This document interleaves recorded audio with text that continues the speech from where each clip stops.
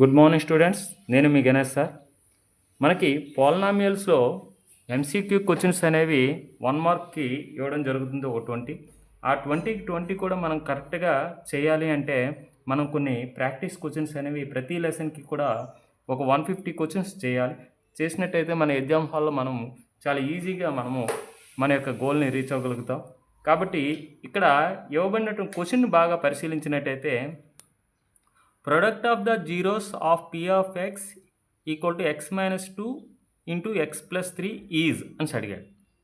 అసలు యాక్చువల్గా alpha beta అనేవి 2 జీరోస్గా కలిగినటువంటి మనకి పాలినామియల్ ఏమవుతుందంటే క్వాడ్రాటిక్ పాలినామియల్. అంటే 2 జీరోస్ ఉన్నాయంటే అది ఒక క్వాడ్రాటిక్ పాలినామియల్. ఆ క్వాడ్రాటిక్ పాలినామియల్ ఎలా ఉంటుందంటే X minus alpha into X plus beta into X minus beta ఈ ఫామ్లో ఉంటుంది. ఇలా అయినా ఉండొచ్చు, లేదా X square minus X into alpha plus beta plus alpha beta, ఈ రెండిట్లో ఏ ఫామ్లో ఉన్నా సరే ఓకే. మరి ఈ ఫామ్ని దీంతో కంపేర్ చేసినట్టయితే ఇక్కడ ఆల్ఫా ప్లేస్లో ఏముంది? 2 ఉంది. ఇక్కడ బీటా ప్లేస్లో ఏముంది? బీటా ఈక్వల్ టు -3 ఉంది. చాలా జాగ్రత్తగా కంపేర్ చేయాలి. ఇక్కడ మైనస్ లాగే ఉంది. ఆల్ఫా ప్లేస్లో 2 ఉంది కాబట్టి ఆల్ఫా ఈక్వల్ టు 2. ఇక్కడ మైనస్ ఉంది, ఇక్కడ ప్లస్ ఉంది. కాబట్టి బీటా ఈక్వల్ టు ఏమవుతుందంటే -3 అవుతుంది. అంటే ఈ క్వాడ్రాటిక్ పాలినామియల్కి ఉన్నటువంటి జీరోస్ ఒకటి 2, ఒకటి -3 రావడం జరిగింది. మరి ప్రొడక్ట్ ఆఫ్ ద జీరోస్ అనేది ఏమవుతుంది? మనకి alpha beta equal to 2 into -3 అవుతుంది. 2 3 6 ప్లస్ ఇంటూ మైనస్ అంటే -6 is our answer. A is right answer. Next question చూద్దాం. ఈ క్వశ్చన్ బాగా పరిశీలించినట్టయితే if p of x equal to X square minus A X minus 3 and p of 2 equal to -3 then A equal to అని అడిగాడు. మనకి ఇచ్చినటువంటి quadratic polynomial ఇది. p of 2 అనేది కండిషన్ ఇచ్చాడు -3 అని. అంటే p ఆఫ్ 2 అంటే ఏంటి? దట్ ఈక్వల్ టు 2 స్క్వేర్ అంటే ఎక్స్ ప్లేస్లో 2 వేయాలి. -a into 2 -3 that equal to -3. ఇప్పుడు 2 స్క్వేర్ అంటే 4 -2a ఇది -3 దట్ ఈక్వల్ టు -3. ఇక్కడ చూడండి, 4లోంచి 3 పోతే 1, -2a plus 1 that equal to -3. -2a equal to -3. ఈ +1 ఇటేపు వస్తే -1. -2a equal to -3 -1 -4. ఈ మైనస్కి మైనస్ క్యాన్సిల్ అయిపోయింది. a equal to 4/2. 2 1 జా 2 2 జా. ఏ ఈక్వల్ టు ఎంత వచ్చింది? 2 వచ్చింది. A equal to option A is right answer. Next question చూద్దాం. ఇక్కడ ఈ క్వశ్చన్ చూసినట్టయితే the zero value of linear polynomial AX minus B అని ఇచ్చాడు. ఈ ఏఎక్స్ మైనస్ బి అనేది ఒక లీనియర్ పాలినామియల్, అంటే డిగ్రీ 1 అనమాట. ఈ ఏఎక్స్ మైనస్ బి యొక్క the zero value of linear polynomial AX minus b అడిగినప్పుడు ఆ ఏఎక్స్ మైనస్ బికి ఈక్వల్ టు 0 చేయాలి. చేసిన తర్వాత ఏఎక్స్ ఈక్వల్ టు 0, ఈ -b టేపు వస్తే +b అవుతుంది. A X equal to మనకేమొస్తుంది?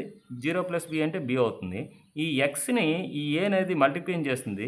Right side వస్తే b/a డివైడ్ చేస్తుంది. అంటే ఎక్స్ వాల్యూ ఎంత రావడం జరిగింది?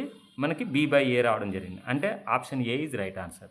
అంటే the zero value of linear polynomial అంటే అర్థం ఏంటి? ఎక్స్ వాల్యూ అనేది ఇందులో ఈ ఎక్స్ వాల్యూ సబ్స్టిట్యూట్ చేస్తే దాని వాల్యూ 0 రావాలన్నమాట.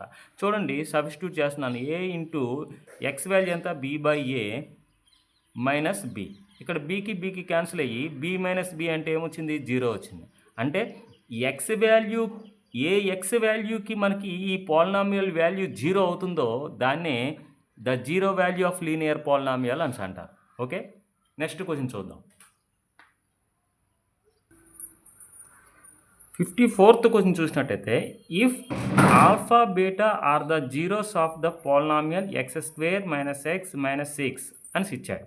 అంటే ఎక్స్ స్క్వేర్ మైనస్ ఎక్స్ -6 అనే పాలినామియల్కి ఇది క్వాడ్రాటిక్ పాలినామియల్. దీని యొక్క డిగ్రీ 2, దీనికి 2 జీరోస్ ఉన్నాయి, ఆల్ఫా బీటా. అయితే alpha square into beta square value ఎంతని అడిగాడు. అసలు product of the zeros alpha beta equal to constant term అవుతుంది -6 బై ఎక్స్ స్క్వేర్ కోషియంట్ ఎంత ఉంది 1, దట్ ఈక్వల్ ఎంత వచ్చింది -6 వచ్చింది. కానీ మనకి ఈ ఆల్ఫాకి స్క్వేర్ ఉంది, బీటాకి స్క్వేర్ ఉంది, కాబట్టి ఆల్ఫా బీటా హోల్ పవర్ 2 అని రాయొచ్చు దీన్ని.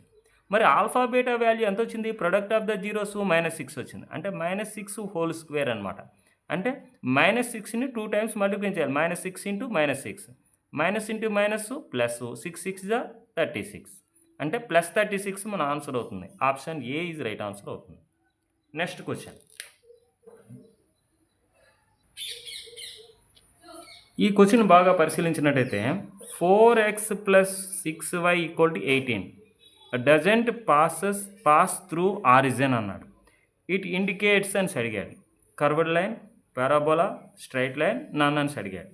ఇక్కడ మనకి ఒక గ్రాఫ్ తీసుకున్నాను. ఎందుకు తీసుకున్నానంటే ఇప్పుడు x = 0 తీసుకున్నాను అనుకోండి,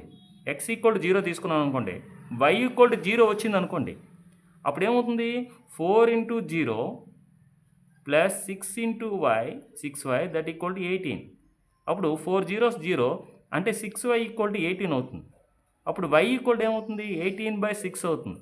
అంటే ఖచ్చితంగా 6 3 జా అంటే 3 వచ్చింది. అంటే మన పాయింట్ x అనేది 0 తీసుకుంటే y వాల్యూ అనేది 3 వచ్చింది. అంటే పాయింట్ ఏమవుతుంది 0 3 అవుతుంది అనమాట.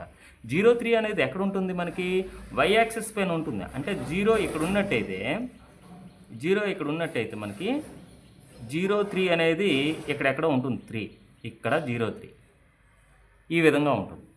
మరి y కోఆర్డినేట్ 0 తీసుకున్నాం అనుకోండి, దట్ ఈక్వల్ ఇప్పుడు y కోఆర్డినేట్ 0 తీసుకున్నాను, 4x + 6 × 0 దట్ ఈక్వల్ టు 18. అప్పుడు ఏమవుతుంది 4x = 6 zeros 0 18 అవుతుంది. అప్పుడు x = ఏమవుతుంది 18/4 అవుతుంది. అంటే 2 2 జా 2 9 జా అంటే 9/2 అంటే 4.5 అనమాట. అంటే 4.5 అంటే ఇప్పుడు పాయింట్ ఏమవుతుంది 4.5, 0 అవుతుంది అనమాట. అంటే y కోఆర్డినేట్ 0 అవుతుంది.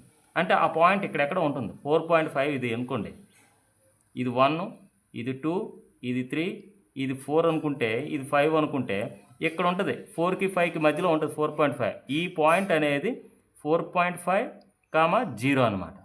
అంటే ఇది ఒక స్ట్రైట్ లైన్ ఇండికేట్ చేస్తుంది. ఈ పాయింట్ని కలిపినట్టయితే అది మనకి ఒక స్ట్రైట్ లైన్ ఇండికేట్ చేస్తుంది అనమాట.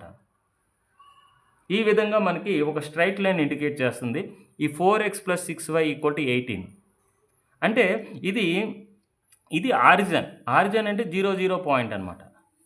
డజంట్ పాస్ త్రూ ఆరిజిన్ అన్నాడు. ఈ లైన్ అనేది మనకి ఆరిజిన్ గుండా పోవడం లేదు. ఆ లైన్ అనేది ఒక స్ట్రైట్ లైన్ సూచిస్తుంది. Option C is right answer అవుతుంది. ఓకే.